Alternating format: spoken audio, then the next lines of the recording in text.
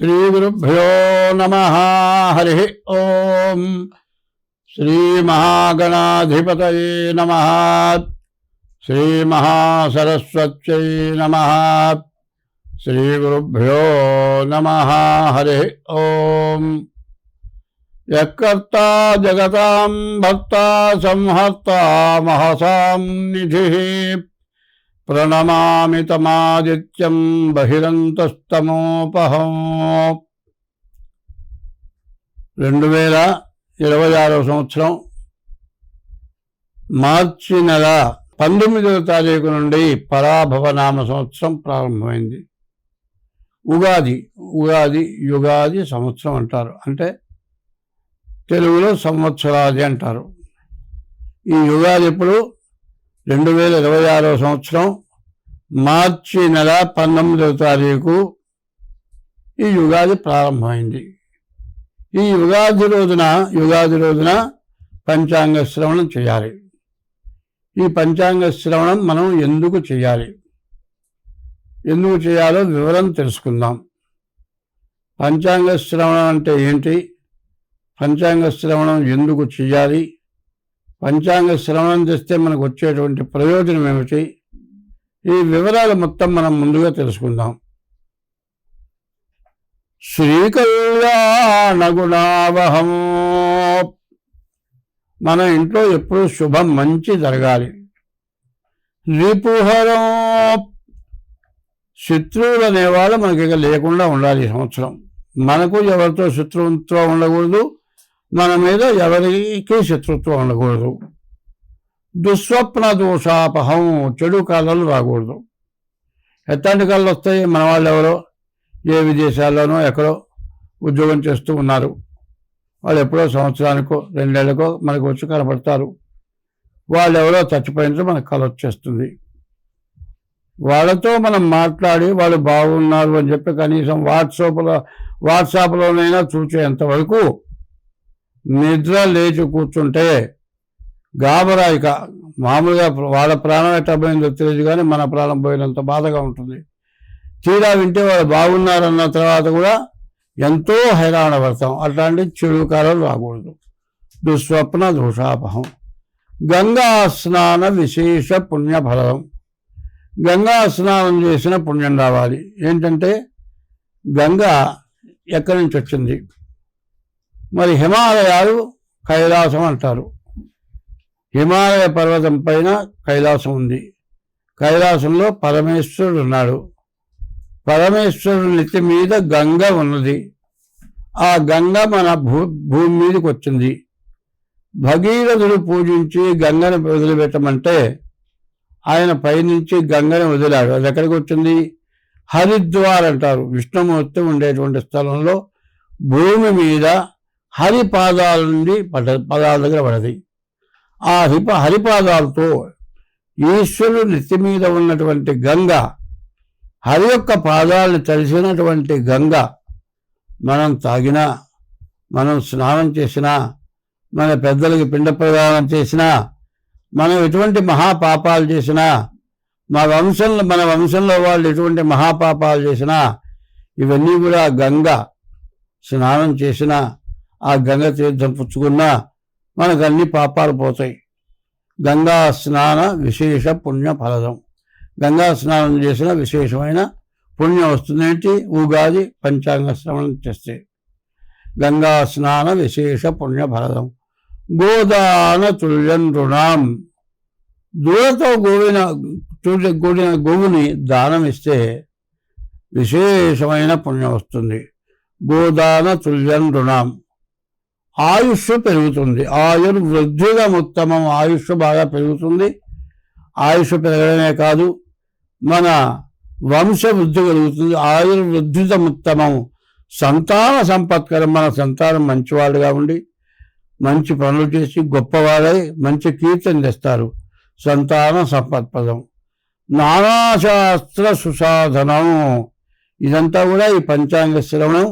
ఈ యుగాది మార్చి 2026 సంవత్సరం మార్చి నెల 19వ తారీఖు రోజున ఈ పంచాంగ శ్రవణం చేస్తే అనేక శాస్త్రాలు చదివిన పుణ్యం వస్తుంది. ఒక్క శాస్త్రం మానవుడి జీవితంలో ఒక్కటి కూడా శాస్త్రం చదవడం కష్టం. ఎన్నో శాస్త్రాలు ఉన్నాయి. నానా శాస్త్ర విశేష పుణ్య ఫలితం. నానా శాస్త్రాలు చదివిన విన్న పుణ్య ఫలితం వస్తుంది. నానా శాస్త్ర సుసాధనం తేలిగ్గా చదివినట్లు. నానా శాస్త్ర విశేష పుణ్య ఫలదం గోదాన తుల్యన్నరాం ఆయుర్వృద్ధితముత్తమం శుభకరం సంతాన సంపత్పదం. నానాశాస్త్ర సుసాధనం సముచితం ఇదంతా కూడా ఖచ్చితంగా జరుగుతుంది. పంచాంగం ఆకర్ణ్యత. మా శ్లోకం ఏంటి? శ్రీకళ్యాణగుణావహం రిపుహరం దుస్వప్నదోషాపహం గంగా స్నాన విశేష పుణ్యఫలదం గోదాన తుల్యండురాం ఆయుర్వృద్ధితముత్తమం శుభకరం సంతాన సంపత్ప్రదం నానాశాస్త్ర సుసాధనం సముచితం పంచాంగం ఆకర్ణ్యతాం. ఈ పంచాంగం వినాలి. ఈ పంచాంగం ఎట్లా ఉంటుందో మనం ముందుగా తెలుసుకుందాం. ప్రతి 5 సంవత్సరాలుగా ఎలక్షన్ జరుగుతుంది. ఎలక్షన్లో పార్లమెంట్ మెంబర్గా గెలుస్తారు. వాళ్ళే రాష్ట్రపతి, ప్రధానమంత్రి, మరియు ఉప ప్రధాని, ఇట్లా అనేక పదవులు వస్తాయి. అట్లాగే ఈ పంచాంగ రీత్యా కూడా నవగ్రహాల్లో కొన్ని పదవులు వస్తాయి. అది ఎట్లా వస్తాయి? మరి 2026 మార్చి 19వ తారీఖు గురువారం రోజు వచ్చింది. ఆ రోజు ఉగాది గురువారం వచ్చింది కాబట్టి గురువు రాజు అయినాడు. గురువు ఎటువంటి వాడు? బ్రాహ్మడు. ఈ బ్రాహ్మడైనటువంటి గురువు ఎప్పుడు మంచే చేస్తాడు. ఎప్పుడు కూడా చెడు స్వభావం బ్రాహ్మడికి ఉండదు. బ్రాహ్మణుడు ఎవరన్నా బాధ పెట్టినా, హింసించినా వాళ్ళ మీద ప్రతీకారం తీర్చుకోవాలనేటువంటి మనస్తత్వం బ్రాహ్మడికి ఎప్పుడూ ఉండదు. అది మంచి స్వభావం గలవాడు బ్రాహ్మడు. మంచి కర్మలు అంటే మంచి పనులు చేస్తాడు. దేవతా పూజలు, యజ్ఞాలు, యాగాది కృతులు ఇవన్నీ కూడా చేస్తాడు. గురువు అంటే మరి అందరికీ కూడా విద్య నేర్పేవాడు గురువు. అటువంటి వాడు రాజు అవటం చేత ఈ సంవత్సరం, ఈ పరాభవనామ సంవత్సరం మొత్తం అందరూ క్షేమంగా, అందరూ హాయిగా బతుకుతారు. దేశం సుభిక్షంగా ఉంటుంది.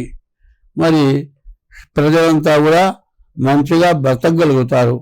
మంచి వర్షాలు కురుస్తాయి. మంచి పంటలు పండుతాయి. వర్షాలు కూడా అవసరమైన టైంలోనే వర్షాలు కురుస్తాయి. మొక్క వేశాము, విత్తనం వేశామండి. ఆ విత్తనం పెరగాలంటే కొద్ది వర్షం కురవాలి. కొద్ది వర్షం కురిస్తే మొక్క పెరుగుతుంది. ఆ మొక్క పెరిగినప్పుడు విపరీతమైన వర్షం కురిసి పొలంలో నీళ్లు నిండిపోతే మళ్ళీ ఆ మొలకెత్తిన మొలక చచ్చిపోతుంది. అట్లా కాకుండా సువృష్టి అంటే మంచి వర్షం, అవసరానికి తగిన వర్షం కురుస్తుంది. పంటలు బాగా పండుతాయి. రాజు వల్ల చాలా మంచి జరుగుతుంది. ఇక మంత్రి ఎవరు? కుజుడు. ఈ కుజుడు ఎట్లాంటి వాడు? కుజుడు పాపగ్రహం. ఈ పాపగ్రహం యొక్క లక్షణం కలహం.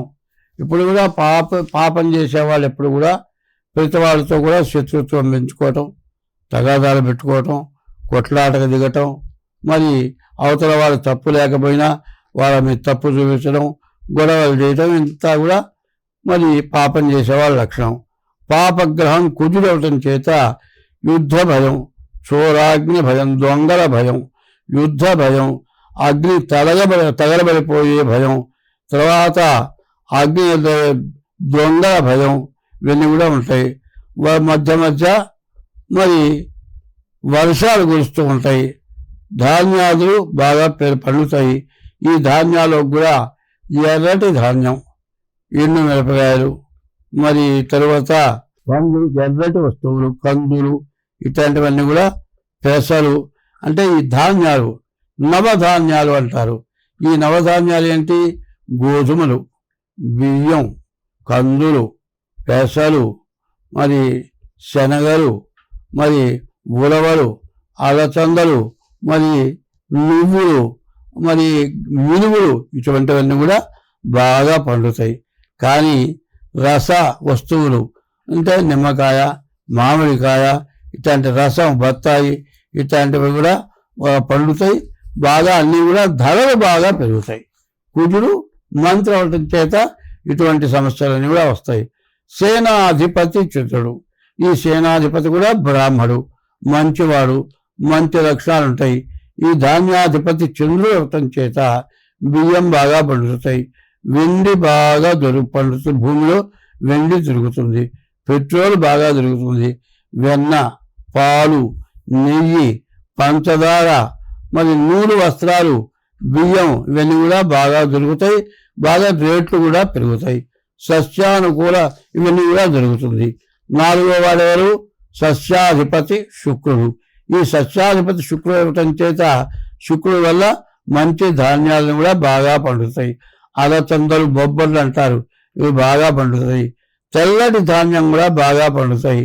మరి తెల్లటి భూములు బాగా పండుతాయి. ఇవన్నీ కూడా అంతా శుక్రుడు కూడా మంచివాడే, శుక్రుడు వల్ల కూడా మంచిగా జరుగుతుంది. తర్వాత 5వ వాళ్ళెవరు? మరి ధాన్యాధిపతి, ధాన్యానికి అధిపతి బుధుడైనాడు. బుధుడు కూడా శుభగ్రహం చేత ధాన్యం కూడా బాగా పండుతుంది. పండినటువంటి ధాన్యం మనకు చక్కగా తినటానికి ఉపయోగపడతాయి. ఒక చెడు టైంలో ఏమవుతుందంటే మరి పంట కోతకు వచ్చేప్పటికీ వర్షం కురిసి మొత్తం కలిసిపోయి కొంత నేల పాలైపోయి కొంత దూగితే అదంతా కూడా రంగు మారిపోయి మరి ముక్కిపోయి అట్లా వస్తూ ఉంటుంది. ఈసారి అట్లా రాదు, మంచి ధాన్యం వస్తుంది. ధాన్యం టైంకి అందుతుంది, కానీ బాగా పండుతాయి. మరి తినడానికి కూడా బాగా ఉపయోగంగా ఉంటాయి. కానీ అన్ని ప్రతి వస్తువు కూడా రేట్లు ఎక్కువగా ఉన్నాయి. మరి అర్ఘ్యాధిపతి చంద్రుడు. అర్ఘ్యం అనగా వర్షం, మంచి వర్షం కురుస్తుంది. అవసరమైన టైంలోనే బాగా వర్షం కురుస్తుంది. మరి అర్ఘ్యాధిపతి చంద్రుడు తన చేత తేనె, రసాలు, ఉప్పు, మణులు, శంఖాలు, ముత్యాలు, చేపలు, గోధుమలు, ఆహార ధాన్యాలు, పెట్రోలు, ఇంధనం, ఇవన్నీ కూడా నూనెలు, శనగ నూనె, నువ్వుల నూనె, నెయ్యి, వెన్న, పాలు, పెరుగు, ఇవన్నీ కూడా మరి అర్ఘ్యాధిపతి చంద్రుడు అవటం చేత ఇవన్నీ కూడా బాగా పండుతాయి. తర్వాత మేఘాధిపతి చంద్రుడు. చంద్రుడు కూడా 3 స్థానాలు వచ్చినాయి. మరి చంద్రుడు మేఘాధిపతి అవటం చేత మేఘాలు బాగా వస్తాయి, మంచి గాలులు వస్తాయి. మరి గోవులు బాగా పాలిస్తాయి. గోవులే కాదు, ఇప్పుడు కూడా గోబ్రాహ్మణేభ్య శుభమస్తు నిత్యం లోకాస్తమస్త సుఖినో భవంతు అని గోవులు, బ్రాహ్మలు ఇబ్బంది లేకుండా, కష్టం లేకుండా సుఖంగా బతికేటట్లయితే దేశం అంతా కూడా బాగుంటుంది. గోవులకి మంచి ఆహారం దొరుకుతుంది, గోవులు బాగా పాలిస్తాయి, గోవులు ఆనందంగా బతుకుతాయి. మరి ఈ మేఘాధిపతి చంద్రుడు అవటం వల్ల ఇదంతా కూడా బాగుంటుంది. తర్వాత రసాధిపతి సూర్యుడు. ఈ రసం ఎట్లా? నెయ్యి, నూనె, బెల్లము, తేనె, వేరుశనగ నూనె, కొబ్బరి నూనె, ఆముదం, అవిసె నూనె, నువ్వుల నూనె, చింతపండు, నిమ్మకాయలు, నారింజకాయ, మామిడికాయ, ఇవన్నీ కూడా పండిన దానికంటే రేట్లు మాత్రం బాగా ఎక్కువగా ఉంటాయి. మరి ఈ రసాధిపతి సూర్యుడు అవటం చేత ఇవన్నీ పండుతాయి. కానీ పండిన దానికంటే మనం తింటం దగ్గరికి వచ్చేప్పటికల్లా బాగా అధిక ధరలు ఉంటాయి. తర్వాత 9వ అధిపతి ఎవరు? నీరసాధిపతి. నీరసం అంటే అర్థమైంది కర్పూరం, చందనం, అగరు, వెండి, ముత్యం, ఇవన్నీ కూడా కరిగిపోయేటువంటివి. కర్పూరం కరిగిపోతుంది. ఈ నీరసాధిపతి అంటే కరిగిపోయేటువంటి వస్తువుల రూపాన్ని కోల్పోతాయి, కరిగిపోతాయి. అటువంటి వాటికన్నిటికీ కూడా మరి శుక్రుడు అయినాడు. అందువల్ల కర్పూరం, అగరు, చందనం, బంగారం, వెండి, ముత్యం, వస్త్రాలు ఇవన్నీ కూడా దొరుకుతాయి. కానీ అధిక ధరలు పెరుగుతాయి, బాగా విశేషమైన రేట్లు బాగా ఉంటాయి. కానీ అయితే మనం ముఖ్యంగా చెప్పుకోవాల్సింది ఏమిటంటే అన్నీ దొరుకుతాయి, దొరకాల్సిన టైంకి అన్నీ దొరుకుతాయి. మన దేశంలో అన్నీ దొరికినాయి కదా అని మనం సంతృప్తి పడాల్సిన అవసరం లేదు. ఎందుకంటే ప్రపంచ దేశాలను కూడా ఒక తాటి మీద నడుస్తున్నాయి. ఎందుకంటే వాళ్ళకి ఇబ్బంది అయినప్పుడు మనం సహాయం చేయటం, మనకి ఇబ్బంది అయినప్పుడు వాళ్ళు సహాయం చేయటం. ఇక్కడ మంచి వర్షాలు కురుస్తున్నాయి, మంచి పంటలు పండుతాయి, అన్నీ దొరుకుతున్నాయి.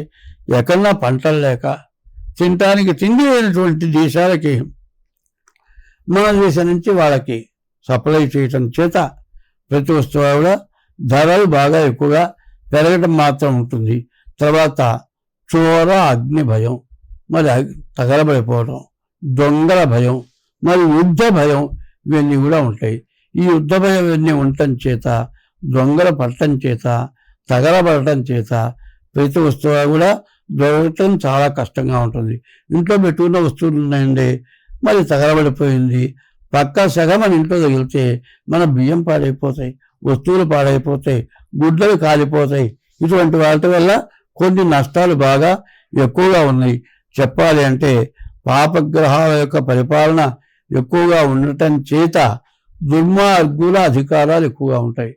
దుర్మార్గులు అనుకున్నది పూర్తిగా సాధించగలుగుతారు. వాళ్ళు బాగా బలంగా ఉంటారు. వాళ్ళ బలం మీద మంచి వాళ్ళ బలం చాలదు. దానివల్ల చాలా కష్టాలు నష్టాలు ఎక్కువగా ఉంటాయి. కాబట్టి ప్రతివాడు కూడా ఈ సంవత్సరం మీకు వచ్చిన దాన్ని ఎప్పుడూ జాగ్రత్త పడాలి. అది కూడా కాకుండా మీ డేట్ ఆఫ్ బర్త్ ద్వారా మీ పుట్టిన తారీఖు, నెల, సంవత్సరం, టైము, దాని ద్వారా మీ జాతకం చూపించుకోవటం చాలా అవసరం. ఇట్లా చూపించుకొని మీకు దోషాలు ఏమన్నా ఉన్నట్లయితే ఆ దోషాలు పోయేటట్లుగా చేసుకోవడం చాలా అవసరం. స్వస్తి.